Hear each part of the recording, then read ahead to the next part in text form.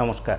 ত্রিস্তর পঞ্চায়েত নির্বাচন কেন্দ্রিক ভাবনায় গোটা রাজ্যের রাজনৈতিক দলগুলো তৎপরতা তুঙ্গে। 24 ঘন্টা আগে বিজেপি তার প্রার্থী তালিকা ঘোষণা করেছে। একেবারে ৬,৯০৯টি আসনে সেখানে তারা তাদের প্রার্থীদের নাম ঘোষণা করেছে এবং আগামীকাল তারপর 18 জুলাই তারা মনোনয়নপত্র দাখিল করবেন বলে জানা গেছে। তার পাশাপাশি কংগ্রেস, সিপিআইএম প্রথম দিন থেকে মনোনয়নপত্র দাখিল পর্বে তারা শুরু করেছেন এবং আজও তারা বিভিন্ন জায়গায় মনোনয়নপত্র দাখিল করেছেন। সিপিআইএম রাজ্য সম্পাদক জিতেন্দ্র চৌধুরী অভিযোগ করেছেন সাতচাঁদে তারা মনোনয়নপত্র দাখিল করতে যাওয়ার সময় তাদের উপর হামলার চেষ্টা করা হয়, পাটকেল ছোড়া হয়।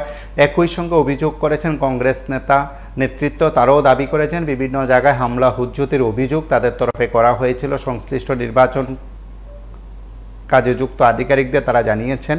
পিসিসি সভাপতি আশিস কুমার সহ তার অভিযোগের কথা জানিয়েছেন। রাজ্যের একাধিক জায়গায় কিছু অপ্রীতিকর ঘটনা ঘটেছে। তার পাশাপাশি রাজনৈতিক দল হিসাবে বিরোধীরা যে অভিযোগগুলো করে আসছেন তার মধ্যে অন্যতম হলো গতকাল রাতে বেশ কয়েকটি জায়গায় সিপিআইএমের প্রস্তাবিত প্রার্থী এবং যারা প্রস্তাবক ছিলেন তাদের বাড়িঘরে হামলা করা হয়, তাদেরকে হুমকি দেওয়া হয় তারা যেন আজ মনোনয়নপত্র দাখিল না করেন এবং মনোনয়নপত্র দাখিলে না যান সে হুলিয়া জারি করা হয়েছে। তা নিয়ে এক প্রকার রাজনৈতিকভাবে পরিস্থিতি সরগরম বলা যায় এবং কিছুক্ষণ আগে আপনারা প্রত্যেকে জানেন, প্রায় প্রত্যেকের কাছে পরিষ্কার যে এই ভোট মরশুমে যখন গোটা রাজ্যে শৃঙ্খলার কথা বলছেন বিজেপি, তখন কোনো এক অজ্ঞাত কারণে কিংবা জ্ঞাত কারণে শৃঙ্খলার মধ্য থেকে যেন একটু পার্টি বিরোধী কথাবার্তা বলে পদত্যাগ করলেন কমলা সাগরের মণ্ডল সভাপতি। এই খবর আপনাদের কাছে পৌঁছে গেছে, আপনারা অনেকে দেখেছেন, আমাদের মাধ্যম থেকেও বিষয়টা আমরা তুলে ধরার চেষ্টা করেছি।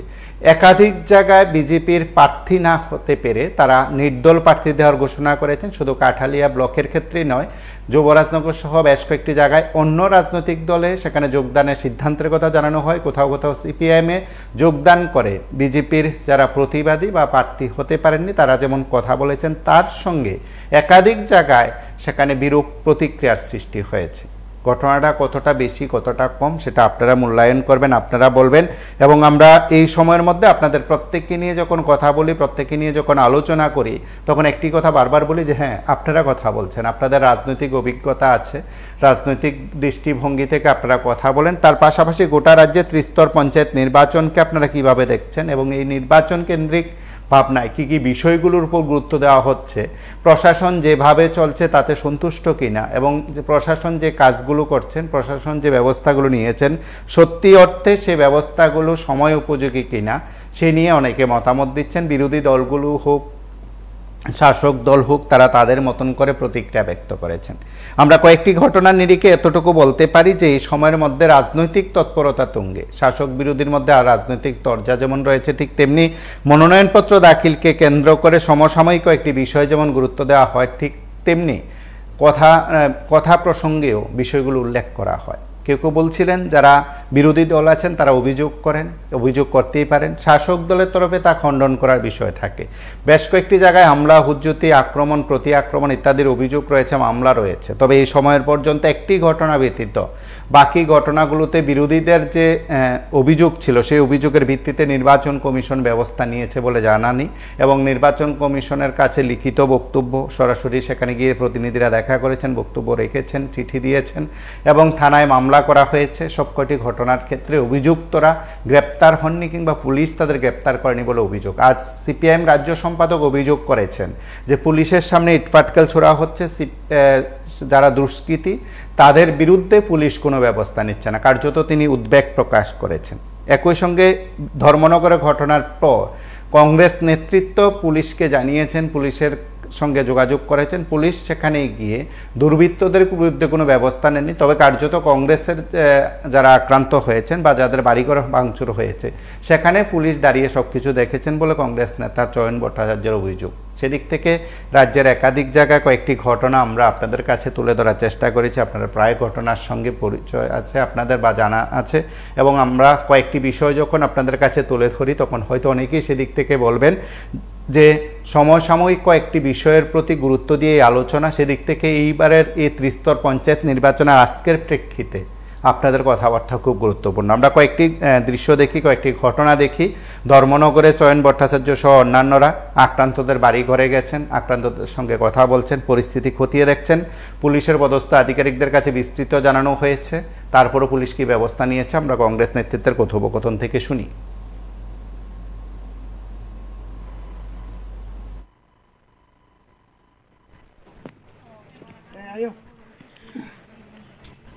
আজ অনুমানিক 1:30 ঘটিকায় আমাদের জাতীয় কংগ্রেসের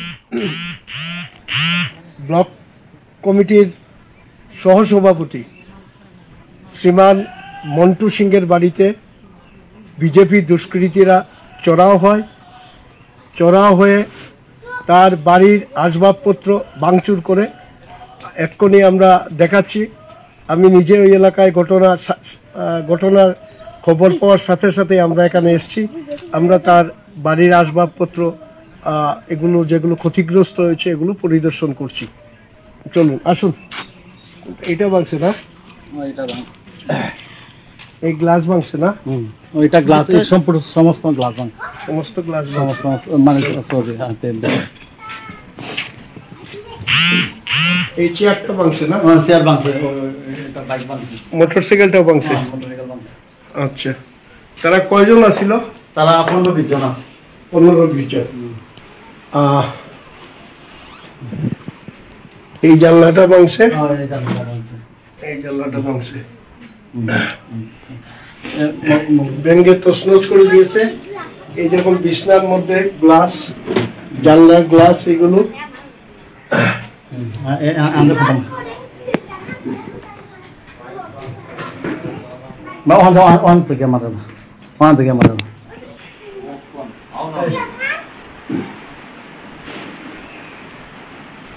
এই দ্বিতীয় ঘর,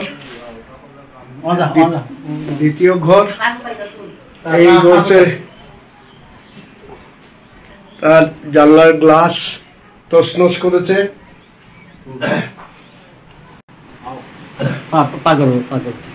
এই হচ্ছে তার কিচেনকে তছনছ করেছে। এই হচ্ছে মন্টু সিং, তার হাতে এই জায়গায় এবং পায়ে এই জায়গায় আক্রমণ করেছে। মন্টু সিং এবং তার ভাতিজা মিলে আত্মরক্ষার প্রশ্নে দুষ্কৃতীদের প্রতিহত করে প্রায় 15 মিনিট ধরে এই তাণ্ডব চলে। তারা যখন প্রতিহত করে তখন তারা পালিয়ে যায়। আমরা এই ঘটনার তীব্র নিন্দা প্রদর্শন করছি, দোষীদের দৃষ্টান্তমূলক শাস্তির দাবি করছি। রাগনা গ্রাম একটা শান্তিপ্রিয় গ্রাম, এখানে মণিপুরি, পাল, দেব, মালাকার, সংখ্যালঘু সবার একটা মিশ্র ঘনবসতি এলাকা। এই এলাকার একটা মিশ্র ঘনবসতি এলাকার শান্তিপ্রিয় নাগরিকদের নির্বাচনকে সামনে রেখে ব্যতিগ্রস্ত করে তুলছে। আমরা শান্তিপ্রিয় ধর্মনগরবাসী, শান্তিপ্রিয় রাগনা গ্রামের মানিদাই দিকে আমরা শান্তিপ্রিয় রাগনা গ্রামের বাসীরা তারা ঐক্যবদ্ধ হবেন এবং এই যে অরাজকতা, এই যে নৈরাজ্য, এই যে অত্যাচার, তার বিরুদ্ধে রাগনা গ্রাম সহ এলাকার সমস্ত মানুষ ঐক্যবদ্ধভাবে এই সন্ত্রাসের বিরুদ্ধে প্রতিরোধ করে তুলবেন এবং দোষীদের দৃষ্টান্তমূলক শাস্তির আমরা দাবি করছি। নমস্কার। হঠাৎ করে আপনি নির্দলে দাঁড়ানোর সিদ্ধান্ত এই জন্য নিয়েছি যে আমরা হ্যাঁ বলুন। নির্বাচন না করিয়ে সমস্ত সিটগুলি বিজেপি দেওয়া উচিত। আর সাধারণ মানুষের যেভাবে প্রাণহানি ঘটছে, নির্বাচন বন্ধ করা উচিত। এক্ষণে একজন রিটায়ার্ড পার্সনকে দিয়ে আরো বানানো হয়েছে, আপনার সরবিন্দু চৌধুরী। রিটায়ার্ড পার্সন দিয়ে যদি কমিশনার বানানো হয়, উনি তো ওদের কাজ করবে।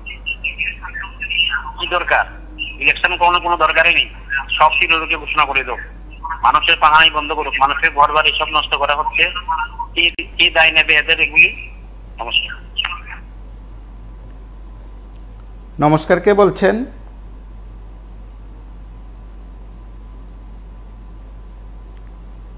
নমস্কার, কে বলছেন? হ্যালো, আমি আগরতলা হ্যাঁ হ্যাঁ বলুন। মৌসুমের সরবরাহ আজকে দুপুরের পর থেকে আপনাদের টিভি চ্যানেলে সারাক্ষণই দেখলাম। তা দেখে একটা জিনিস মনে হলো, জিতেন চৌধুরীও বক্তব্য রাখলেন এবং উনি খুব ধৈর্যের পরিচয় দিলেন। কুমার ঘাটেও দেখলাম কংগ্রেস এবং সিপিএম যৌথভাবে তারা নমিনেশন দাখিল করলেন।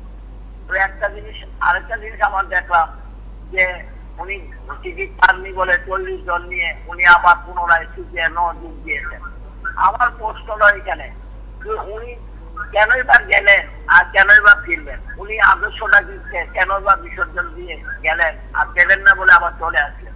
তবে একটা জিনিস আমার মনে হচ্ছে, যদি তারা আগে যেরকম ভাবে এককভাবে তারা জয়ী হয়ে গিয়েছে, এখন যেসব জায়গাতে তারা নমিনেশন সাবমিট করতে পারছে, আমার মনে হয় সেখানে তারা ভোটের দিন যদি সঠিকভাবে পাহারা দিতে পারে, তাহলে জনগণই এদেরকে উচিত শিক্ষাটা দিয়ে দেবে। কারণ জনগণ, গ্রামেগঞ্জে জনগণ তাদের বুঝতে পারছে না, তারা ভয়ে আতঙ্কে তারা বুঝতে পারছে না।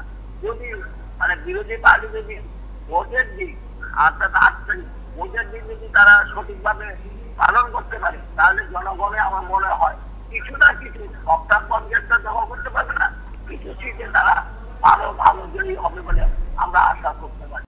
এবং এই সংগ্রামটা যাতে তারা জারি রেখে যায়। আর আক্রমণ তো হবে, শাসক এবং প্রশাসন যদি এক হয়ে যায়, দল এক হয়ে যায়, তাহলে আক্রমণ তো হবেই। তবে তারা বিরোধীরা অনেক ধৈর্যের পরিচয় দিচ্ছে, ঠিক আছে? এটা ঘটনা আপনাদের চ্যানেল দেখে বোঝা হয়েছে, তারা ধৈর্যের পরিচয় দিচ্ছে। তবে একটা কথাই বলবো, নজরুলের ভাষায়, চিরদিন সবার নেই যায়। নমস্কার, কে বলছেন? হ্যালো,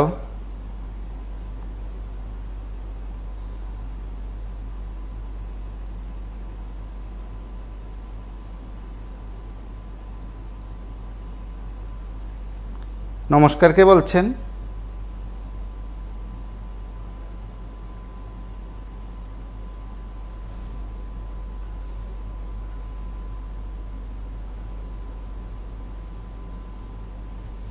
নমস্কার, কে বলছেন? হ্যালো, নমস্কার। রিপোর্ট। হ্যাঁ বলুন। হ্যাঁ, ভোটের মৌসুমের সুর গরম গরম, এরকম গরম আর কখনোই দেখিনি, এত গরম। কিন্তু আমার মনে হয় বিরোধীরা নির্বাচনটা বয়কট করার দরকার। কারণ এই হারে মা দূর খুন খারাপি করে প্রশাসনও তাদের পক্ষেই থাকবে। কারণ প্রশাসনের পুলিশ বাবুরা তো কিছু করার নেই, ওদেরও বয় আছে। কারণ পুলিশের যখন পিটা খায়, তখন আর পুলিশ অন্যকে কিভাবে বাঁচায়? কারণ পুলিশের এখানে কোনো দোষ নেই, তাদের হাত পা বাঁধা। কারণ নেতা গিয়ে বলবে কেস কিন্তু রাখবেন না, তাহলে আজকে বাদলশীল খুন হলো। এখন জানি না কতজন অ্যারেস্ট হয়েছে না হয়নি, এখনো জানি না।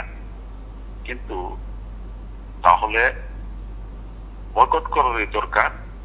আর ত্রিপুরা যে অবস্থা চলছে, রাষ্ট্রপতি শাসনের দরকার ত্রিপুরা রাজ্যে। কিন্তু তারা যেভাবে উশৃঙ্খলতা করছে সারা ত্রিপুরা রাজ্যে, কোন জায়গাতে এরকম নেই যে এই এলাকাতে একটু শান্তি আছে। সারা ত্রিপুরা রাজ্যে উশৃঙ্খলতা। কিন্তু একদিন তারা এই জিনিসটি ভুগতে হবে। কারণ বিগত 25 বছরে কিন্তু এরকম দেখিনি, নেশাও এরকম ছিল না। যা দেখলাম বিভিন্ন স্কুল কলেজে যেরকম ভাবে নেশার সামগ্রী পাচার হচ্ছে, এই রোগের সংখ্যা অনেক বেড়ে গেছে। তাহলে তো আমরা করোনার সময় কি ভয় পেয়েছি, এর চেয়ে বড় ভয়ঙ্কর দিন আসছে। এটা তাই একদম শাসক দল। আমাদের ছেলে মেয়েরা স্কুলে যায়, কখন কি ভাইরাস ঢুকে, এটা একটা চিন্তা থাকে মনের ভিতরে। মানে কাইকে কাইকে বিপদ। এই সরকারটা এনে আজকে আমাদের এই দুরবস্থা। নমস্কার দাদা। নমস্কার, কে বলছেন?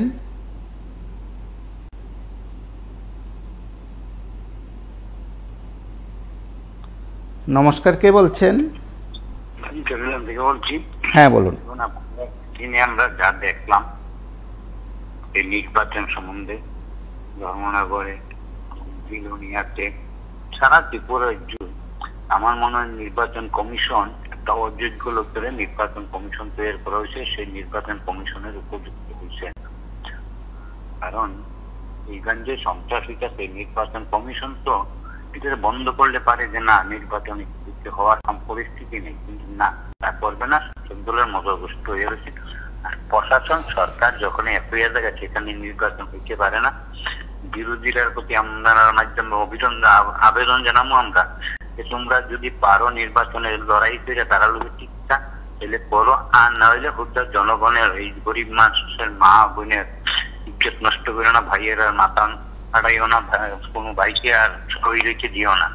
আজকে আমরা দেখলাম জিতেন চৌধুরী যখন একখানে নমিনেশন দিতে যায় তখন পিছন থেকে ইটের চাকা যেই যাইতেছে, তখন জিতেন চৌধুরী কিন্তু ছেলেরা এটা ভিতরে নিয়ে গেছে। কিন্তু এই করাতে তারা আরো উৎসাহ হচ্ছে যদি জিতেন চৌধুরী এই ভূমিকা না নিয়ে অথচ পাল্টা ভূমিকা দিত যে না চলো, তখন কিন্তু এই সন্ত্রাসটা আর হইল। নইলে একটা জায়গায় যদি প্রতিরোধ করে 2-4 জন আমরা মরতে হইব, বামপন্থীরা মরতে হইব, তো মরতে গেলে মারতে হইব, না হইলে এই ত্রিপুরার যে সন্ত্রাস যাবে না। এই সন্ত্রাস এই নির্বাচন তোমার থাকবে এবং নির্বাচনের পরে তোমার থাকবো বিশাল করে। আমরা যখন চরিলামে কোনো বিরোধীরা ক্যান্ডিডেট দিতে পারে না, এই যদি অবস্থা হচ্ছে নির্বাচনের কি দরকার ছিল? নির্বাচন কমিশন সেটা বন্ধ করে দিয়া বিজেপির হাতে সমস্ত ত্রিপুরা তুলে দিলে চলে। একটা অযোগ্য নির্বাচন কমিশন তৈরি করে ত্রিপুরাতে জীবন যে সন্ত্রাস শুরু হয়েছে সেটা সারা ভারতবাসী দেখে, তবে ত্রিপুরার জনগণও একদিন তার সঠিক জবাব দিব। আর বিজেপির কর্মীদের প্রতি আমরা আবেদন জানাবো, ভাই তোমরা এই জায়গা থেকে সরে যাও, একদিন তোমাদের রক্ত কিন্তু রাস্তায় থাকবো, তোমার মা বাবা চিৎকার চিল্লাইবো, তুমিও একদিন তোমার সন্তান কিন্তু পিঠে হারা হইব। এই জায়গা থেকে সইরা সঠিক জায়গায় আসো, সন্ত্রাস বন্ধ করো। সবার সাথে আমরা ত্রিপুরাবাসী সবার জন্য ভালো ব্যবহার করে চলো, দুটোকেই ভালো।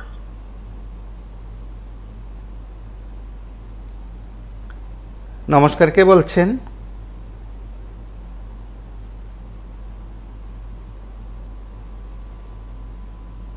হ্যালো,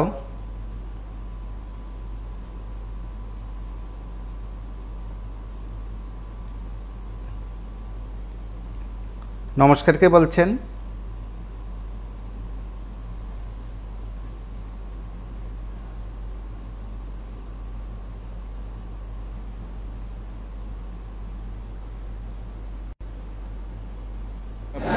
হঠাৎ করে আপনি নির্দলে দাঁড়ানোর সিদ্ধান্ত এই জন্য নিয়েছি যে আমরা দুর্দিনে যখন বিজেপির জন্য কাজ করেছি 2014 থেকে, তখন আমরা সিপিএমের সঙ্গে যুদ্ধ করেছি জীবন বাজি রেখে। আজকের দিনে যারা আমরা পুরাতন কার্যকর্তারা আছি আমাদের কোনো ধরনের আমি বলতে চাই, হ্যালো, আপনার টিভির সাউন্ড বন্ধ করুন। টিভি সাউন্ড সাবধান, বিজেপি সাবধান। সেন্ট্রালের লোকসভা যে ফলাফল হয়েছে বিজেপি এখন পঞ্চায়েতে সাবধান। একটা আমাদের কমরেড মার্ডার হয়েছে। নমস্কার। নমস্কার, কে বলছেন?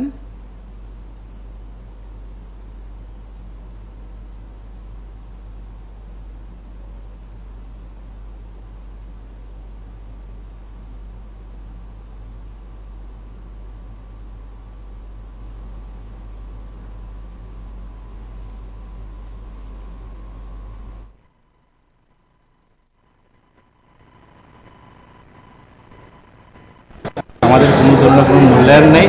এবং আজকে আমাদের যুবরাজনগরে আমাদের মণ্ডল প্রেসিডেন্ট এবং আমাদের মলিনাদির নেতৃত্বে যুবরাজনগরের পুরাতন যারা আমরা কার্যকর্তারা আছি আমাদের উপরে মানসিক অত্যাচার হতে চলছে। তাই সেগুলির সহ্যের বাইরে আমরা মোদিজির বিপক্ষে না, আমরা যে ক্যান্ডিডেটগুলি আমাদের বিজেপি দল দিতে আছে সেই ক্যান্ডিডেটগুলি আমাদের মনোনীত হচ্ছে না, তাই আমরা নির্দল হতে বাধ্য হয়েছি। আমাদের অপরাধ হলে ক্ষমা করবেন, সবাইকে নমস্কার। আপনার টোটাল আজকে কতজন নির্দলে প্রার্থী? আর সম্পূর্ণ যুবরাজনগরে প্রায় 8-10 জন নির্দল প্রার্থী আজকে মনোনয়ন জমা দেবে আশা করে রাখছি। তারা আইসে সাইডে হয়েছে কংগ্রেস করে বুড়ি এর বাড়িতে তুই থাকা তোর ভুল, কেন তুই এই বাড়িতে থাকতে পারতে নাই হইয়া বরের মাঝে সব কিছু বাইরিয়া ভাঙছে। হ্যাঁ, আমি তালা মারি রাখছি, হচ্ছে তোর ফুলাইন কই, তোর ফুলাইন দে বার করি বর তালাখানে। আমি কইছি বাবারে আমি এমনি রাখি দিছি তালা মারি, ওই দিন থেকে আমার ফুলাবান বাড়িতে নাই। আমরা ভোট মরশুম সরগরম বলছেন আপনারা, ওইভাবে যদি সরগরম হয় মানে হত্যা, অগ্নিলীলা, অগ্নিকাণ্ড, গন্ডাছড়ার বিষয় এবং বিলোনিয়ার বিষয়, এগুলি আপনারা কিভাবে সরগরম বলছেন বুঝলাম না। অন্যান্য মিডিয়া দেখছি গন্ডাছড়াতে আমাদের রাজ্যের মানে মন্ত্রীরা গিয়েছিলেন, ওনাদের যে মানে যারা এই কি বলবো ক্ষতিগ্রস্ত পরিবারের লোকেরা যা বলছে সেগুলি হলো মানে জ্বলন্ত উদাহরণ, জ্বলন্ত মিডিয়া, আপনাদের রাজ্য মিডিয়া হোক দেশীয় মিডিয়া, এগুলি চালার মানে প্রচার করার প্রয়োজন ছিল। পরশুদিন কয়েক ঘন্টা নেট বন্ধ করে রাখা হয়েছিল, এগুলি কেন করলো না? এগুলিতে একটা চক্রান্ত চলছে আমার ধারণা। কারণ 12 তারিখ দক্ষিণ জেলার একজনে মনোনীত প্রার্থী উনি আক্রান্ত হয়ে পরের দিন মারা গেলেন। সেম অনুরূপ ভাবে গন্ডাছড়াতে অগ্নিসংযোগ হলো, অনেক কিছু হলো, কিন্তু স্বরাষ্ট্র দপ্তর কোথায়? যখন একটা ছাত্র মন করা হলো আক্রান্তকারী, ওনাদেরকে মানে দ্রুত গ্রেপ্তার করা হলো না কেন? তারপর প্রতিক্রিয়া সম্ভবত এরকম হবে, বাড়িঘর জ্বালানো হলো, 50-এর অধিক বাড়িঘর জ্বালানো হলো, ধন সম্পদ থেকে শুরু করে গবাদি পশু সবাই লুটপাট করা হয়ে গেল। এটার মধ্যে কি চক্রান্ত বলবো না? আমি তো 100 বার বলবো এটা রাজনৈতিক সমাধান চলছে। হয়তো রাজ্য সরকারকে পরাস্ত করার জন্য গোষ্ঠী কুন্দল, অন্যথায় রাজ্যের মুখ্যমন্ত্রী স্বরাষ্ট্র দপ্তর আছেন, স্বরাষ্ট্র দপ্তরের দায়িত্বপ্রাপ্ত আছেন, ওনাকে হেনস্থা করার মানে হেয় করার জন্য, বা দিল্লিতে রিপোর্ট রাজ্যের আইন শৃঙ্খলা ভালো নয় এরকম রিপোর্ট পাঠানোর জন্য একটা চক্রান্ত চলছে। ওটা অবশ্যই আপনারা জানেন, আমরা জানি, সারা দেশবাসী জানেন। RSS পরিচালিত বিজেপি সরকার, RSS এর বিভিন্ন মানে মান্যগণ্য ব্যক্তিরা আছেন, ওনারা কিন্তু সব রিপোর্ট পাঠান দিল্লিতে। এরকম চক্রান্ত হতে পারে। কিন্তু ওই যে গন্ডাছড়াতে ঘটনাটা হলো, আজকেও দেখলাম ওনাকে কথা বলছে যে এখনো জঙ্গলে আছে। আমাদের ওই চণ্ডীপুরের বিধায়ক উনি গিয়েছিলেন, আরো কে গিয়েছিলেন, ওনাদের বাড়িঘর তো দেওয়ার ওই মানে দেখলাম না, মানে কে ক্ষতিগ্রস্ত হলো, মানে কতজন আক্রান্ত হলো, মানে বা ওই যে উপজাতি ছেলেটা এই কলেজ পড়ুয়া ভাইটাকে মারলো, তার বাড়িতেও গেল না। আমি আপনাদের মাধ্যমে বলবো, রাজনীতি বাদ দিন। মানুষ ভাবছে রাজনীতি, মানুষ না চলে রাজনীতি হয় না। মানুষ না থাকে রাজনীতি কে করবে? ভোট কে? এটা চক্রান্ত থাকতে পারে। আমি বলবো যে গন্ডাছড়ার যে মানে অর্ধশতাধিক বাড়িঘর আক্রান্ত হয়েছে, ওনাদের পরিবারকে মানে প্রাথমিকভাবে 10 থেকে 20 লক্ষ টাকা করে ক্ষতিপূরণ দেওয়া হোক। আর উপজাতি ভাইটাকে, যে কলেজ পড়ুয়া ভাইটাকে হত্যা করা হয়েছে, তাকে তার উপযুক্ত, হয়তো সে আর আসবে না, ওর পরিবারের একটা উপযুক্ত মানে স্টেট গভর্নমেন্টের, রাজ্য সরকারের অধীনে রেগুলার চাকরি দেওয়া হোক। আর যত আক্রান্তকারী আছে, একটা মেলা চলছে শুনছি, এই মেলার যারা আছে সবাইকে যেন মানে কি বলবো গ্রেপ্তার করা হোক, যারা আক্রান্তকারী, আক্রমণ করেছে, মানে তাকে যারা আক্রমণ করেছে এবং অগ্নিসংযোগ যারা করেছে, সবাইকে যেন গ্রেপ্তার করা করে উপযুক্ত যে নতুন যে ভারতীয় ন্যায় সংহিতার যে আইন আছে সেই আইনে যেন গ্রেফতার করে সবগুলোকে উপযুক্ত দৃষ্টান্তমূলক শাস্তি দেওয়া হোক। ভোট কিসের জন্য? জনগণের সুবিধার জন্য। এখানে কি রাজনীতি আর মুখে। নমস্কার, কে বলছেন? হ্যালো, নমস্কার, কে বলছেন? থেকে বলছি।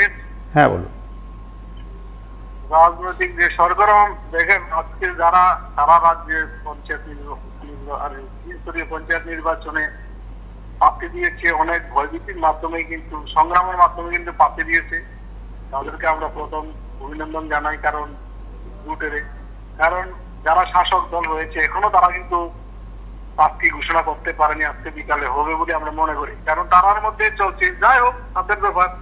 আমরা নির্বাচন কমিশনারের কাছে আমরা আবেদন করবো P24 এর মাধ্যমে, যারা এই বিরোধী জোট, ইন্ডিয়ার যে জোট ত্রিপুরাতে হয়েছে, সাময়িক যেটুকুর মধ্যে হয়েছে, যারা বিরোধী আসামে মনোনয়ন পত্র জমা দিয়েছে তাদের সাথে অবাধ সুষ্ঠু নির্বাচন করতে পারে নির্বাচন কমিশনার, সেদিকে যাতে আমরা আবেদন করব। কারণ বিজেপির মাথা খারাপ হয়ে গেল, যেসব ধরনের পঞ্চায়েতগুলোর মধ্যে প্রার্থী দিয়েছে বা জেলা পরিষদে প্রার্থী দিয়েছে, পঞ্চায়েত সমিতিতে প্রার্থী কিন্তু মাথা খারাপ হয়ে গেল। কারণ তারা বিনা প্রতিদ্বন্দ্বিতা বিচার দরকার। কারণ মাথা খারাপ হয়ে গেল, কারণ তারা সন্ত্রাসের পথ বেছে নেওয়ার জন্য প্রস্তুত হচ্ছে, কিন্তু সেটা সন্ত্রাস করতে গেলে প্রতিরোধ হবে। কারণ সারা ত্রিপুরা রাজ্যের মানুষ গণতান্ত্রিক পদ্ধতির মাধ্যমে তারা প্রতিরোধ করবে, সেটা আমরা আগামী দিন দেখবেন। মানুষ এখন কারণ পেটে শুলে বিদেশে, কারণ মানুষের পিঠ থেকে দেওয়ালে লেগে গিয়েছে, কারণ মানুষ এখন সামনের দিকে উঠানোর চেষ্টা করছে। আমরাও আজকে অনেকক্ষণ উদয়পুরে অনেক জায়গায় আমরা দেখলাম বিরোধীরা অনেক আসনে প্রার্থী দিয়ে মনোনয়ন জমা দিয়েছে। যাই হোক, আমরা P24 মাধ্যমে দিয়ে বলবো আবার শান্তিপূর্ণ যে ভোট যাতে পঞ্চায়েত, তিনজনীয় পঞ্চায়েত ভোট মানুষ দিতে পারে এবং সেই ব্যবস্থা গ্রহণ করে, এবং যেখানে বাধা বিঘ্ন করবে সেখানে যাতে কলিং এর ব্যবস্থা করে, নাম্বারের ব্যবস্থা করে, তার সাথে সাথে যাতে পুলিশ নির্বাচন কমিশনার যাতে ভূমিকা গ্রহণ করে, সেটা আমরা P24 এর মাধ্যমে বলবো। তার মধ্যে বোঝা যাবে 12ই আগস্ট বিজেপির ত্রিপুরা রাজ্যের কতটুকু কাজ করেছে মানুষ সে রায় দিবে, সেটাই আমরা আশাবাদী। নমস্কার, ভালো থাকবেন। নমস্কার, কে বলছেন? হ্যালো, হ্যালো,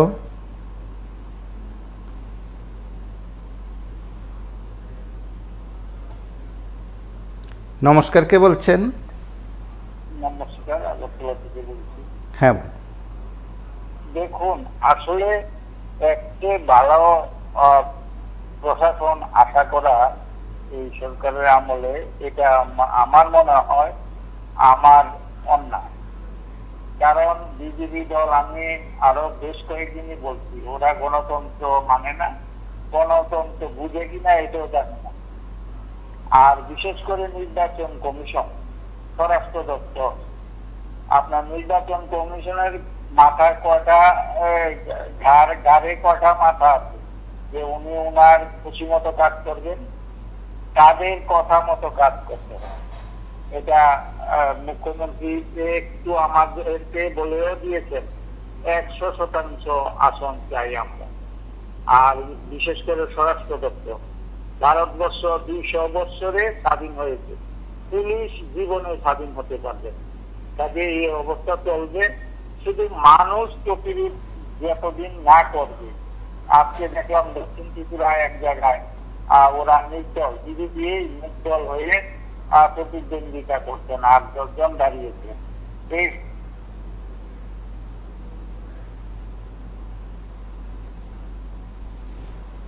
নমস্কার, কে বলছেন? হ্যালো,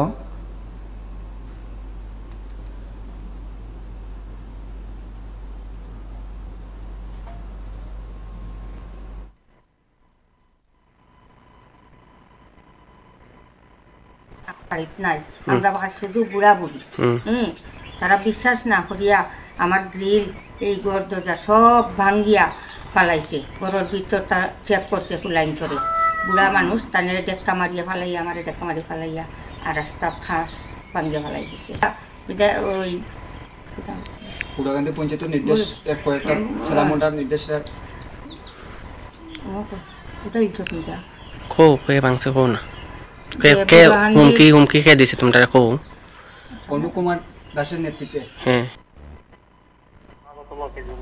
হ্যাঁ প্রথমত হলো দেখুন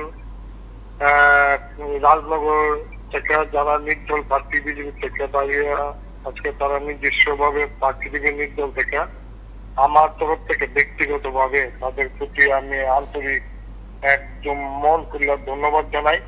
তারা জয়ী হোক এবং এই যে দলগুলি বহিষ্কার করুক, কংগ্রেস বিজেপি সিপিএম, তাদেরকে বহিষ্কার করে তারা নির্দল প্রার্থী দিচ্ছে। আমরা বুঝলাম যে ত্রিপুরার মধ্যে নতুন করে আবির্ভাব হলো, মানুষ বুঝতে পারলো এই রাজনগরের লোকেরা।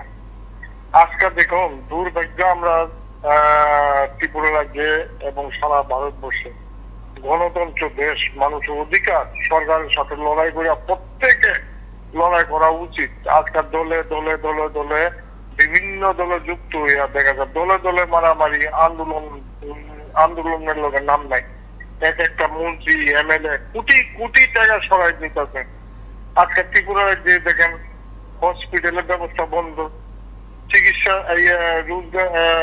লেখাপড়া বন্ধ, পিডব্লিউডির কাজ বন্ধ, রাস্তাঘাট বন্ধ, নতুন করে কোনো বিল্ডিং এর কনস্ট্রাকশনের কোনো কাজকর্ম ত্রিপুরা রাজ্যে নাই।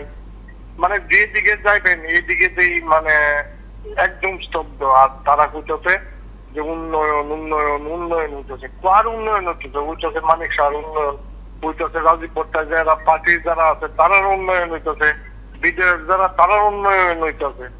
সাধারণ মানুষের কোন উন্নয়ন হইতেছে? চাল খায় যে দেশে, চাল যখন লাগে 70 বছর হয়েছে দেশ স্বাধীন হয়েছে, 75 বছর এই দেশের লোকের মাগনা চাল খাওয়া। মাগনা চাল খাওয়া মানে কি? তারে পিঞ্জেরের মধ্যে বইরে রাখা, পিঞ্জেরের মধ্যে বইরে রাখছে, তুমি খাও আর পায়খানা করো, তুমি আমার গোলামি করো।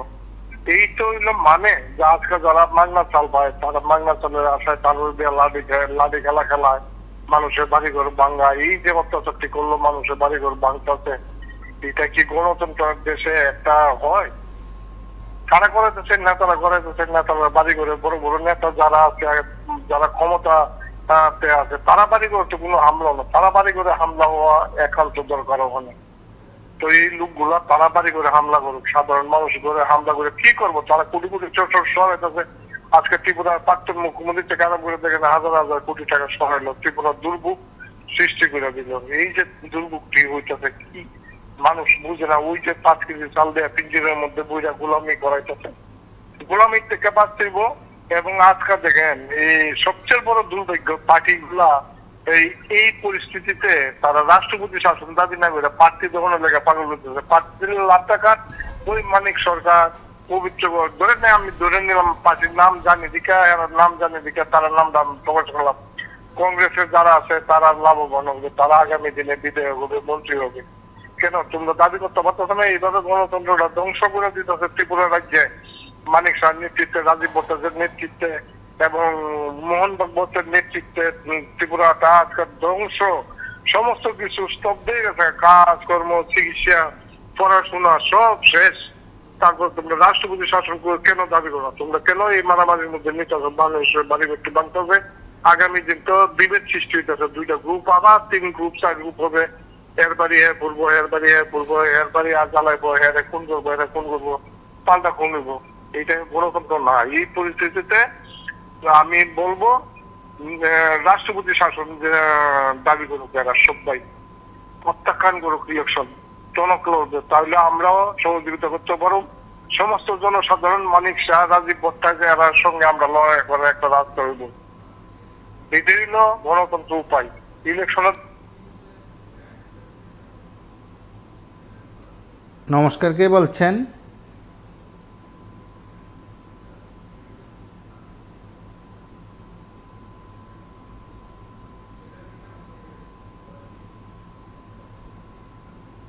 নমস্কার, কে বলছেন? হ্যালো, নমস্কার, কে বলছেন?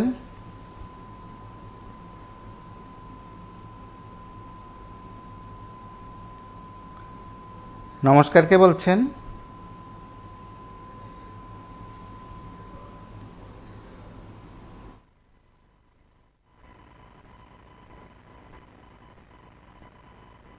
রূপেশ দাস। আর আজকে বিধান শুক্লবদ্ধ ওইসব মানুষগুলো আমরা চিনছি, ওই এরাই আমরা সাথে আয়া অত্যাচার করছে, করে মামা মা বাবারে মারছে, বাবার কাকা মারছে, মায়ের কাকা মারছে, কোথায় বাড়ি তো সারিয়া যাওয়া লাগে। এটা আমরা অন্যায়, আমরা কংগ্রেস করি, ওটা হইল অপরাধ। আমরা আপনারা এখন দেখুন কি করা যায়। দিলেই মনে ভালো হবে। আমরা চাই শান্তি, সুরক্ষা, বাসস্থান, এটাই তো আমরা চাই। এই ধরনের ঘটনা মুখ্যমন্ত্রী, ত্রিপুরা মুখ্যমন্ত্রী কি করছে? উনি আজকে গন্ডাছড়াতে একটা ঘটনা হলো, ওনার একটা টিম পাঠিয়ে দিল। রাজনগরে একটা ঘটনা হলো, এখানে কোনো কেউ যায়নি। উনি কি চাইছেন? ছেলে মেয়ে, ওনার কি ছেলে মেয়ে নাই? আজকে যদি ক্ষমতা না থাকে, সেদিন তো 25 বছর ধরে শেষ হওয়ার পরে তো তারা আসছে, তারা এই করে গন্ডগোল টন্ডগোল করছে। 25 বছর তো আর থাকবে না দিদি, তখন তাদের কি অবস্থা হবে? মানিক শাহর কি অবস্থা হবে? বিপ্লব দেবের কি হবে? সুশান্ত দেবের কি হবে? এইগুলি তো চিন্তা করেন না উনি। সুতরাং নির্বাচন সুষ্ঠু শান্তিভাবে করার আমি মনে করি দরকার আছে। এত ভয় কেন হতে? ওরা তো ক্ষমতায় আছে, ওনাদের এত ভয় কিসের? নির্বাচনটা করতে দিক শান্তিতে। এই বাইক বাহিনী, হেলমেট বাহিনী, পাথর বাহিনী, সেই বাহিনী এগুলি পুষে রেখেছে না এখানে। হ্যাঁ, উনার তো মানে কি বলবো আর উনি উনার মাটির তলের পায়ের নিচের মাটি নেই। উনি এর জন্য এই ধরনের ঘটনাগুলি ঘটাচ্ছে। উনি নিজে ঘটাচ্ছে। উনি আরক্ষা মন্ত্রী, পুলিশের কথা কি বলবো, টিএসআর এর কথা। যতগুলি টিএসআর ব্যাটালিয়ন হয়েছে, 1 নাম্বার 2 নাম্বার বাদে সবগুলি ব্যাটালিয়ন বামফ্রন্টের আমলে হয়েছে। ওনাদেরকে বলতে চাই, তোমরা সিপিএম আমলে চাকরি পেয়েছ, আজ অব্দি একটা ব্যাটালিয়ন হয়েছে? ওনাদেরকে বলতে চাই, খুব খারাপ করছো তোমরা, খুব খারাপ করছো তোমরা। আগামী দিনে তোমাদের জন্য খুব খারাপ হত্যা হবে। দেখো, বললাম।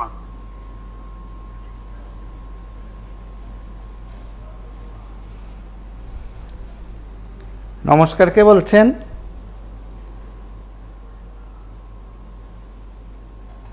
হ্যালো,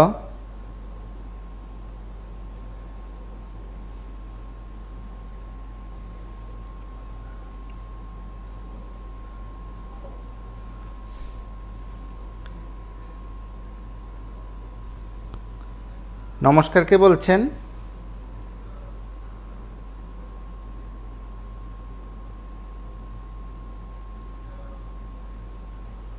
হ্যালো,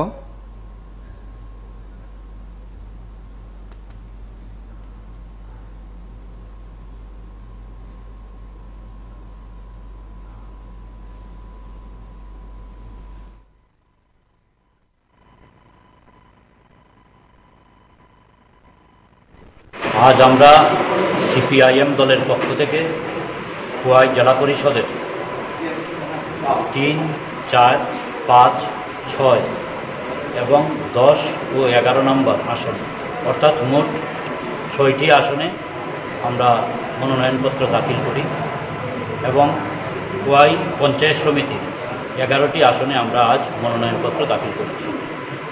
জমা দিবার লাগছে আইসি, প্রত্যেকটা পঞ্চায়েত থেকে 5 নম্বর আজকে জমা দিব আমরা। কোন দলের পক্ষ? কি নাম? নির্বাচন কমিশন যখন ত্রিপুরা রাজ্যের পঞ্চায়েত নির্বাচন ঘোষণা করে, তারপরের দিনই আমরা উদ্যোগ নেই যে আমাদের নমিনেশন আমরা ফিল আপ করব। আমরা গত শুক্রবার দিন আমাদের পশ্চিম ইচাইলালচড়া গ্রাম পঞ্চায়েতের 13টা আসন এবং একটা সমিতির আসনে ওই দিনই আমরা দিয়ে দিই, এবং নর্থ হুড়ুয়া থেকে আমাদের 11টা আসনের মধ্যে আমরা 6টা আসনে নমিনেশন ওই দিন জমা করি। গোবিন্দপুর না,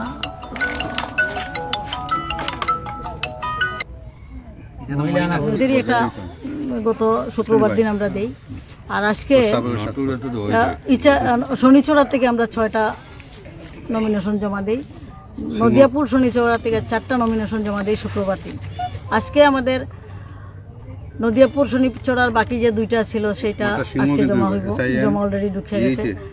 আর নদিয়াপুর শনিচড়ার যে বাকি রয়েছিল আরও 3টা আসন সেটাও আজকে ঢুকছে। লক্ষ্মীনগরের 11টা আসনের 11টা আসনই আজকে অলরেডি বিডিওর অফিসে তারা ঢুকে গেছেন। আমাদের এই পূর্ব হুড়ুয়া শিবনগর সেখানেরও আমাদের সব প্রার্থী ইতিমধ্যেই বিডিও অফিসে তারা প্রবেশ করছেন তাদের নমিনেশন জমা দেওয়ার জন্য।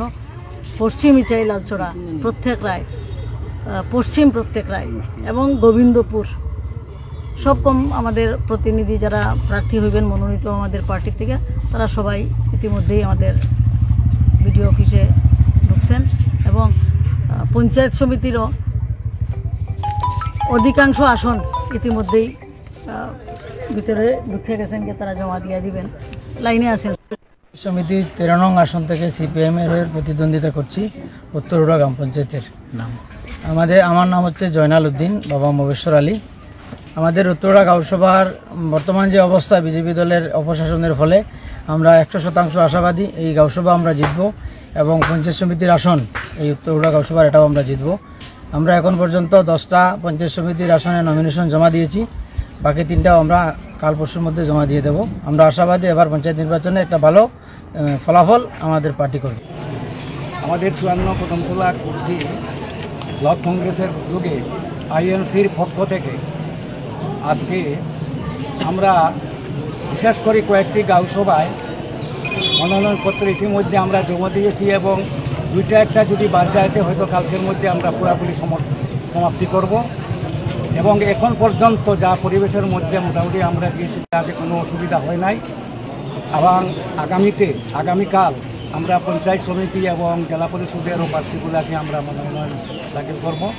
আজকে এখানে উপস্থিত আছেন আমাদের ব্লক সভাপতি মানিকলাল দাস, মণ্ডল সভাপতি মনসুর আলী সাহেব, অন্যান্য আরও বিভিন্ন নেতৃবৃন্দরা সবাই আমরা সম্মিলিতভাবে আজকে আমরা সুন্দর পরিবেশের মাধ্যমে আমরা এখন পর্যন্ত আমরা মনোনয়নপত্র এখন অবধি আমরা জমা দিতে পেরেছি। জয় হিন্দ, বন্দে মাতরম। প্রতিদ্বন্দ্বী কাকে মনে করছেন? প্রতিদ্বন্দ্বী আমাদের বিভিন্ন জায়গায় তো সবটিতে দিয়েছে, সবটিতে আমরা প্রার্থী। গোষ্ঠীকুন্দল যেটা আমরা লক্ষ্য করেছি, গোষ্ঠীকুন্দল ভারতীয় জাতীয় কংগ্রেসের মধ্যে নয়, গোষ্ঠীকুন্দলটা রয়েছে শাসক দলের মধ্যে। বর্তমান যে শাসক দল এই রাজ্যে আছে সেই শাসক দলের যে গোষ্ঠীকুন্দলটা সেটা আমরা পূর্বে অন্য কোনো রাজনৈতিক দলের মধ্যে আমরা দেখি নাই। বর্তমান শাসক দলের মধ্যে গোষ্ঠীকুন্দলের কারণে প্রার্থী তালিকা ঘোষণা করতে পারে নাই। কালকে সম্ভবত শেষ রাত্রের দিকে প্রার্থী তালিকা ঘোষণা করেছে। ঘোষণা করার পর যথেষ্ট আমাদের মধ্যে কথা রয়েছে, যথেষ্ট শাসক দল ছেড়ে আমাদের দলে এসে ভারতীয় জাতীয় কংগ্রেস দলের প্রার্থী হতে চাইছে। তো আমরা যারা দুর্নীতিগ্রস্ত নয় এখনও ব্যক্তি যদি আমাদের সঙ্গে আসেন আমরা সবার সঙ্গে আলোচনা করে তাদেরকে প্রার্থী করতে আমাদের কোনো আপত্তি নেই। তবে গোষ্ঠীকুন্দল আমাদের জাতীয় কংগ্রেসের মধ্যে এটা আমরা পাই না।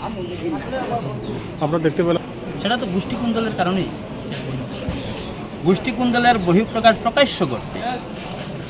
আমাদের তো এখনও কোনো কংগ্রেস কর্মী নির্দল হয়ে কোনো নমিনেশন জমা দেয়নি, কিন্তু ভারতীয় জনতা পার্টি থেকে বিক্ষুব্ধ হয়ে নির্দল হয়ে আজকেও এখানে এসে নির্দলের প্রার্থী হিসেবে মনোনয়ন জমা দেওয়ার চেষ্টা করছে। তাদের সিলেকশনটা কতটুকু যুক্তিগত মনে হয় আপনাদের? তাদের সিলেকশন কতটুকু যুক্তিযুক্ত বলবো এটা তাদের পার্টির ব্যাপার। আমরা সেটা তো বলতে পারবো না, তাদের পার্টি তারা কীভাবে প্রার্থী সিলেকশন। আপনারা কতটুকু মুনাফা নিতে পারেন সেক্ষেত্রে?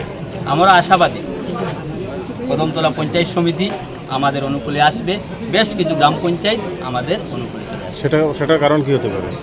সেটা কারণ এই রাজ্যে বিগত পঞ্চায়েত নির্বাচন থেকে এই পঞ্চায়েত নির্বাচন পর্যন্ত যে 5 বছর শাসক দলের যারা পঞ্চায়েত পরিচালনা করেছিলেন ওরা দুর্নীতির সাগরে সাঁতার কেটেছে।